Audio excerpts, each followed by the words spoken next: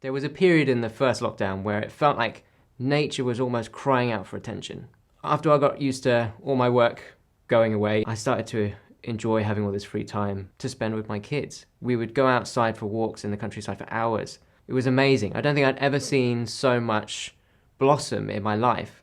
And the sun was shining, there was butterflies everywhere. It was almost idyllic. But I had more time to kind of educate myself about the climate crisis. And as I'm sure a lot of you have discovered, the more you read about it, the more depressing it is. And I would wake up in the morning and I would look at my kids in the eye and I would think, what kind of world are you going to inherit?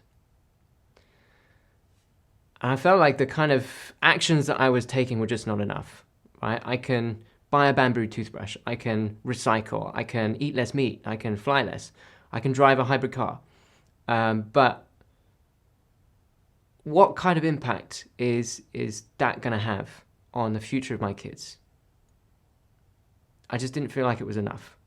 I felt like I needed to do more for them. So I pulled myself together and I was like, okay, well, what are you going to do?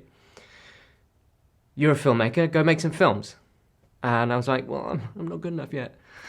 But I was like, snap out of it, guy. So I learned some more. I started teaching myself about storytelling. I knew that storytelling was inherent in all the work that I do anyway, but it's perfecting that skill of being able to craft a story is something that really enables you to build an emotional connection between you and your audience. The more I read, the more I felt like this is what I should be doing. I mean, the stories, it seems so simplistic, right? You have a character and they have a strong desire and they encounter a conflict and they have to go on a journey to resolve that conflict. And that's the hero's journey. It's like the basis for most films and TV shows and books and any kind of narrative. It's very simple, but it's so kind of core to the way that we experience our culture. And these narratives kind of underpin so much of our identities. So I decided to completely change my business. I was only going to tell the stories of people who were living the changes that we need to be making in the next decade. People who are on the front lines fighting for climate action. People who are creating sustainable businesses. And I felt like maybe, that might make a difference. And right about this time, I found out about this amazing woman called Rosie Watson and her partner, Mike. She's 25, she's from the Lake District in the UK, and she was running from the UK to Mongolia to tell stories of people who were creating sustainable businesses and fighting for climate justice and making the changes that we need to make over the next decade. And I was like, oh, wow, she's so cool. She's doing what I'm doing, but she's like much better.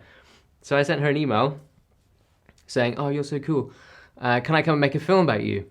And she was like, yeah, cool, definitely. I'm going to be in Bulgaria in a month. Why don't you come out and we can do something? But if you're going to come and make a film, you can't come by plane because that's like totally the wrong thing to do. So I was like, okay, great. I'll get the bus.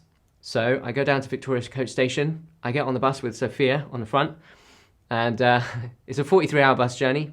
And when we got off the cross-channel ferry, all was well. I'd had a few beers to try and help me sleep, but get back on the bus and I realised that the toilet doesn't work. So apart from that kind of minor hiccup, I spent just over a week filming with Rosie and Mike in the mountains of Bulgaria, and it was just amazing. Really getting to know people who had transformed their lives to do something that made them feel like they were having an impact. And there's a line in the film from Rosie where she quotes Kate Rawls.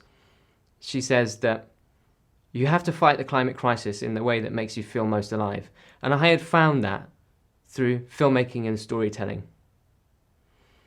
And I really feel that the more stories there are out there of people who are making these changes, the more people will want to be involved, because you don't see this stuff in the mainstream media. And it's really down to us to create these stories and share them with each other.